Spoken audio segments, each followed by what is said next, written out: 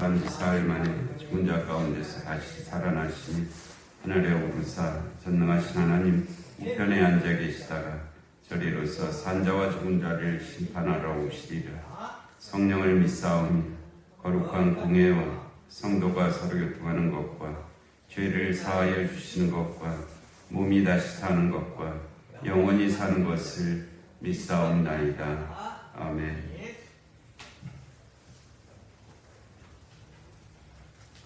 461장 십자가를 질 수 있나? 461장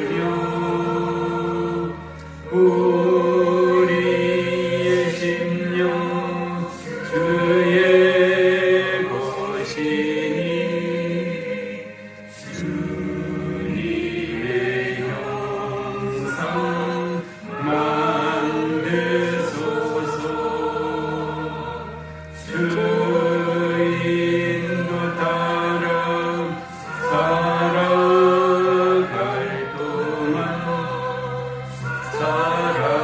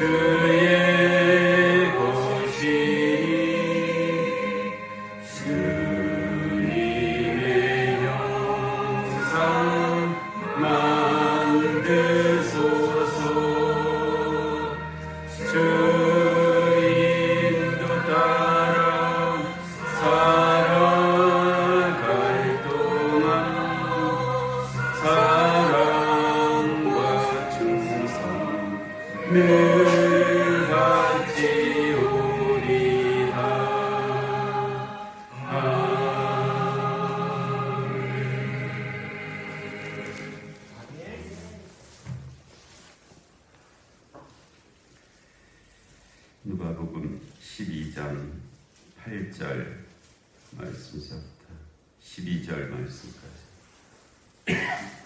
누가복음 12장 8절에서 12절 말씀까지.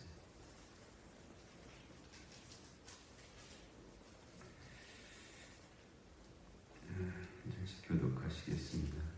내가 또한 너희에게 말하노니 누구든지 사람 앞에서 나를 시인하면 인자도 하나님의 사자들 앞에서 그를 시인할 것이요. 사람 앞에서 나를 부인하는 자는 하나님의 사자들 앞에서 부인을 당하리라. 누구든지 말로 인자를 거역하면 사하심을 받으려니와 성령을 모독하는 자는 사하심을 받지 못하리라. 사람이 너희를 회당이나 위정자나 권세 있는 자 앞에 끌고 가거든 어떻게 무엇으로 대답하며 무엇으로 말할까 염려하지 말라. 같이 읽겠습니다. 마땅히 할 말을 성령이 곧 그때 너희에게 가르치시리라 하시니라. 아멘. 내가 또한 너희에게 말하노니 누구든지 사람 앞에서 나를 시인하면 인자도 하나님의 사자들 앞에서 그를 시인할 것이요. 상황은 이제 그 마지막 심판에 관한 그런 설정의 말씀이죠. 그 산자나 죽은 자나 다 이제 마지막 이 재판장 되시는 예수 그리스도 앞에서 재판을 받고 심판을 받고 영생과 영벌의 그 판결을 받게 되리라 하는 이제 그런 말씀입니다. 그때 누구든지 사람 앞에서 나를 시인하면 인자는 예수님을 가리키는 말씀인데 인자도 하나님의 사자들 앞에서 그를 시인할 것이고 사자들은 그 하나님을 이제 직접적으로 표현하기 어려우니까 그냥 내세운 그런 존재들이죠. 그런 의미입니다. 그냥 개념상으로는 이제 천사들이라고 볼 수도 있는데 본질적으로는 이제 하나님 앞에서 그를 시인할 것이요 또 사람 앞에서 나를 부인하는 자는 하나님의 사자들 앞에서 부인을 당하리라. 이 율법을 하나님이 직접 주셨느냐, 아니면 하나님의 천사들을 통해서 주셨느냐, 이제 하나님께서 이제 직접 하셨다라는 것을 그렇게 표현하면 좀 그 하나님께 대한 어떤 그 불경한 듯한 그런 느낌이 있기 때문에 중간에 매개자로서 천사를 통해서 주셨다 하는 그런 표현을 쓰는 것이지만 하나님이 주신 것이죠. 하나님이 주신 것이고 여기서 이 심판 때도 하나님이 심판을 하시는 것이지만 그러나 그 하나님의 사자들 앞에서 이제 그와 같은 일이 이루어지리라 하는 그런 말씀인데 사람 앞에서 나를 시인함 그리고 또 사람 앞에서 나를 부인함에 관한 문제가 있다는 거예요. 이게 지난 주일 말고 그 전주에 그 이승훈의 배교에 관해서 이제 말씀을 드렸잖아요. 그가 사람 앞에서 하나님을 부인했죠. 이승훈도 그랬고 정약용도 그랬고 정약전도 그랬고 그리고 정약종은 끝내 부인하지 아니하고 이제 순교의 자리까지 이제 간 경우였고요. 황사영이라고 하는 그의 이제 그 조카 사위는 끝내 끝까지 믿음을 지키다가 능지차차명을 당하기도 했고 그런 그 이후로도 그 한국 천주교 역사에서 순교자가 1만 명이 나왔습니다. 1만 명의 순교자들이 나왔어요. 엄청나게 많은 숫자잖아요. 그 당시 인구에 비해서 그리고 믿는 자의 숫자에 비해서 1만 명의 순교자가 나온 건 정말 엄청난 일이죠. 그 순교자의 피 위에 오늘날 한국 기독교가 세워진 그런 의미가 있습니다. 오늘날 우리가 이렇게 서울 시내 이렇게 보면은 십자가가 참 많잖아요. 십자가 참 많은데 그 십자가가 뭐 우연히 그렇게 세워진 것이 아니고요. 또 차를 타고 이렇게 이 고속도로 가다 보면 이렇게 보면 이 시골인데 지방인데 어떻게 저렇게 교회 멋있는 교회들이 규모가 꽤 큰 교회들이 저렇게 서 있을까 정말 놀랍게 여겨질 만한 그런 규모 그 모양의 교회들이 있는데 그것도 다 그게 뭐 저절로 그렇게 만들어졌겠습니까? 다 거기 사연이 있고요.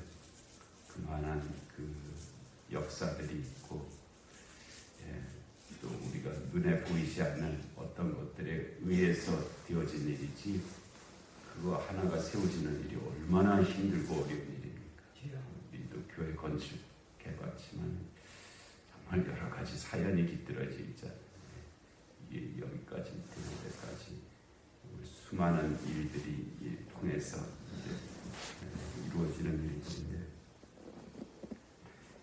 그 한국 기독교의 역사의 순교의 역사에서 1만 명의 순교자들이 있었고 그 이후로 이제 이와 같은 일들이 이루어진 것인데 그 과정에서 사람 앞에서 주님을 시인하는 자들도 있었고요. 사람 앞에서 주님을 부인하는 자들도 있었고 그들이 겪었을 그들이 감당해야 됐을 그 엄중한 그런 상황을 참 우리가 생각하기도 어렵죠. 생각하기도 어렵습니다. 근데 그 상황 속에서 주님을 시인하느냐 부인하느냐의 문제, 지금 우리가 편안한 자리에 앉아서 그때를 생각하는 것은 그렇게 유효하지 않은 그런 일이죠. 그때 가봐야 알 수 있는 일이지 지금 이 편안한 자리에서 그거를 우리가 어떻게 이단할 수 있는 것은 아닙니다. 그것은 그 상황이 되면 이제 그때 이제 어떤 역사가 있을 것입니다. 그때 뭐 나는 못할 것 같았는데 하는 사람도 있을 것이고요. 할 수 있을 것 같은데 못하는 사람도 있을 것이고 그때에서야 이제 드러나게 되는 어떤 역사가 이제 그때 있을 것이고요. 그러나 그렇지 아니하고 지금 우리의 삶 가운데서 나타나는 일도 있습니다. 아주 작은 우리의 삶의 자리에서 주님을 시인하는 자들이 있고 부인하는 자들이 있어요. 아멘. 이 톨스토이의 사람은 무엇으로 사는가에서 그 부두수성공의 아내, 부두수성공이 그의 아내에게 한 말, 사실은 천사였잖아요. 천사를 데리고 그가 집으로 갔을 때 우리 집에 얼마나 살기가 지금 형편이 어려운데 또 이 먹여 살릴 사람을 데리고 왔느냐, 당신 정신이 있느냐 하면서 그냥 자기 남편을 갖다가 다그치잖아요. 그래서 온갖 험한 말로 그냥 불평하고 원망하고 힐난하고 했을 때 그때 그 부두수성공이 그 자기 부인에게 한 말, 당신 하나님 믿는 사람으로 어떻게 그런 말을 하냐? 하나님 믿는 사람으로 어떻게 그런 말을 할 수가 있느냐? 저는 그 책에서 정말 유명한 책이잖아요. 그 책에서 가장 큰 말이라고 생각합니다. 하나님 믿는 사람으로 어떻게 그런 말을 할 수 있느냐? 그게 그 상황 속에서 그리스도를 부인하는 말이죠. 그리스도를 부인하는 말. 그리스도, 그 상황 속에서 그리스도를 부인하는 말입니다. 그러니까 이 어떤 아주 그냥 정말 엄혹한 그런 상황 속에서 이 엔도 슈샤코의 그 침묵이라는 그 책에는 이제 이렇게 앞에다가 그리스도의 형상을 판화로 만들어 놓고 널빤지에다가 예수 그리스도의 형상을 만들어 그 판화를 해놓고 조각을 앞에다 놓고 사람들을 쭉 줄을 세우잖아요. 그거 예수 그리스도의 판화를 밟고 가는 사람은 묻지도 않고 살려주는 거예요. 무조건 살려주는 거고, 그 판화를 차마 못 밟고 가는 사람은 이거는 믿는 자로 여겨서 처형시키는 것입니다. 그때 그냥 밟을 것이냐, 그냥 피해갈 것이냐, 둘 중에 하나인데, 그때 그 소설에서는 예수님이 말씀하시잖아요. 나를 밟고 가라. 나를 밟고 가라. 근데 그거는 이제 엔도 슈샤코의 믿음이고요. 모두에게 그런 것은 아니죠. 모두가 그런 상황에서 그렇게 해야 되는 것은 아니고. 그때 이제 어떻게 하겠느냐? 그 형상을 밟고 가겠느냐? 아니면 피해 가겠느냐? 근데 그건 정말 아주 극단적인 그런 상황에서 이제 우리가 선택해야 될 그런 상황일 것. 그런 때가 안 왔으면 좋겠죠. 그러나 또 올 수도 있습니다. 그것은 그때 가서 우리가 이제 선택해야 될 문제일 것이고요.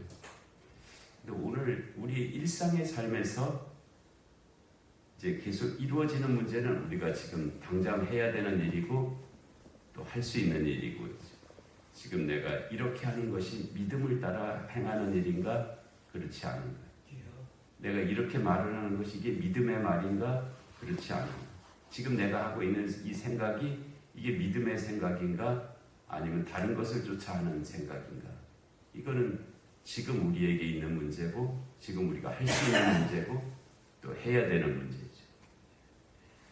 그래서 믿음을 따라 행하지 않는 것이 죄라라고 그렇게 말씀하시죠. 지금 우리에게 일상적으로 우리 앞에, 우리 발 앞에 있는 이 일들에 있어서 그리스도를 시인하는 그런 삶을 사는 것이냐, 아니면 그리스도를 부인하는 삶을 사는 것이냐는 사실은 매 순간 우리 앞에 있는 그런 문제들이기도 합니다. 그래서 어쩌면 그것은 무겁고 두려운 일이기도 하지만 한편으로 우리에게 감사한 일이기도 하죠. 왜냐하면 믿음을 고백할 수 있는 그런 순간이거든. 믿음 앞에 승리할 수 있는 그런 순간이기도 하고요.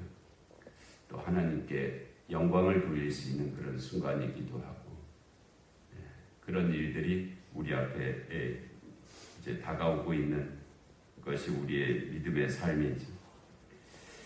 누구든지 말로 인자를 거역하면 사하심을 받으려니와 성령을 모독하는 자는 사하심을 받지 못하리라. 이거는 경계선을 긋기가 아주 어려운 말씀입니다. 내가 이게 말로다가 거역하는 것인가 성령을 거역하는 것인가, 이게 겉으로 드러나지 않아요. 그러나 그 사람은 아는 일입니다. 자기 자신은 아는 거예요. 내 안에서 성령께서 하시는 일을 거역하는 일이 있고요. 그냥 자신의 어떤 인격으로 그것을 그렇게 말하게 되는 그런 때가 있어요. 근데 여기서 하시는 말, 성령께서 역사하시는데 끝내 그것을 거역하는 자는 다시 회개를 못한다는 뜻입니다. 그러니까 우리가 짓는 어떤 죄도 회개하면 용서를 받잖아요. 회개하면 용서를 받는데 성령을 거역하는 죄라는 것은 뭐냐면 끝내 회개하지 않는 죄입니다. 성령께서 끝내 우리에게 회개를 자꾸 길을 열어주시고 그렇게 감동을 주시는데도 끝내 회개하지 않는 자 용서받을 수 없죠. 십자가 앞에 어떤 죄든지 용서받을 수 있습니다. 그러나 용서받지 못하는 죄가 있는데 끝내 회개하지 않는 죄는 어떤 죄라도 용서받지 못합니다. 그러니까 누구든지 말로 인자를 거역하면 사하심을 받으려니와 성령을 모독하는 자는 사하심을 받지 못하리라. 성령께서 우리에게 회개할 수 있는 기회를 주시는데 끝내 그 회개를 받아들이지 못하는 자는 용서받을 수 없는 거예요. 그래서 베드로는 성령께서 역사하셨을 때 회개한 사람 쪽으로 우리가 분류할 수 있을 것이고요. 가룟 유다는 끝내 성령의 그 인도하심을 거역하고 제 갈 길로 가서 그 길을 간 사람으로 그렇게 볼 수가 있습니다. 사람이 너희를 회당이나 위정자나 권세 있는 자 앞에 끌고 가거든 어떻게 무엇으로 대답하며 무엇으로 말할까 염려하지 말라. 마땅히 할 말을 성령이 그때 너희에게 가르치시리라. 그러니까 그 가르치시는 말씀을 따라야 한다는 그런 말씀이죠. 그러니까 성령께서 가르치시는데도 불구하고 끝내 그거를 거역하는 자가 있고요. 성령의 가르치심을 받아들여서 그것을 시인하는 자가 있을 것이라는 그런 말씀이에요. 그래서 우리들에게도 우리 안에서 성령께서 가르치시는 것을 따라서 사는 사람이 있고요. 끝내 제 고집을 부리면서 그것을 부인하는 그런 삶의 사람들도 있습니다. 그래서 어떻게 할지 미리 걱정할 필요는 없는데 그러나 성령이 너에게 이르시거든 그것을 따라서 살라 하는 그런 말씀을 하시고 있습니다. 그와 같은 말씀의 역사가 우리의 삶 가운데도 함께 하실 줄로 믿습니다. 내려오신 하나님 아버지 또 한 주간의 삶을 허락해 주셔서 하나님 감사합니다. 사순절 기간에 이 한 주간의 삶이 더욱 그리스도를 따르는 그런 삶이 되게 하여 주옵시고 그래서 주님의 십자가와 부활에 참여하는데 더 가까이 나아가는 그런 한 주간이 되게 하여 주시옵소서. 영육간을 공부하는 하나님들을 참으로 이 새벽에 긍휼히 여겨주시고 은혜의 은혜를 더하여 주옵시고 이 나라 이 민족 가운데 주님의 공의와 정의가 임하게 하여 주옵시고 전쟁과 기근과 질병과 재난의 땅들 가운데 주의 긍휼하심이 함께하여 주시옵소서. 이 새벽 기도 가운데도 은혜 주시기를 간절히 사모하옵고 예수님의 이름으로 기도하옵나이다. 아멘. 주 기도하시겠습니다. 하늘에 계신 우리 아버지, 아버지의 이름을 거룩하게 하시고 아버지의 나라가 오게 하시고 아버지의 뜻이 하늘에서와 같이 땅에서도 이루어지게 하소서.